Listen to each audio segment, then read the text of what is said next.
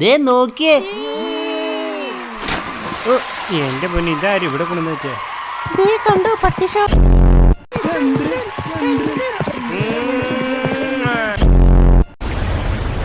നമ്മുടെ രാജ്യത്തുള്ളവര് ഒരു നേരത്തെ അന്നം കിട്ടാൻ വേണ്ടി കഷ്ടപ്പെടാ. ഇതൊക്കെ അറിയണ്ടോ? അതിനെന്നാ പിന്നെ എന്ത് കാച്ചാനും ഇവിടെ ഇരിക്കണേ? എൻ്റെ അവസ്ഥ അതാന്നേ. ഇങ്ങനെ പോയാൽ ഞാനും IELTS പഠിച്ച് കാനഡയ്ക്ക് പോവാ.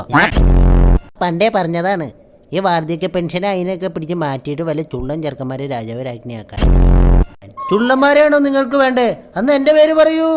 ഒരൊറ്റ മനുഷ്യനും പറയണില്ലല്ലോ. എന്തേ? എനിക്ക് അതിനുള്ള യോഗ്യത ഇല്ലേ? ഞാൻ കാണിച്ചു തരാട്ടാ.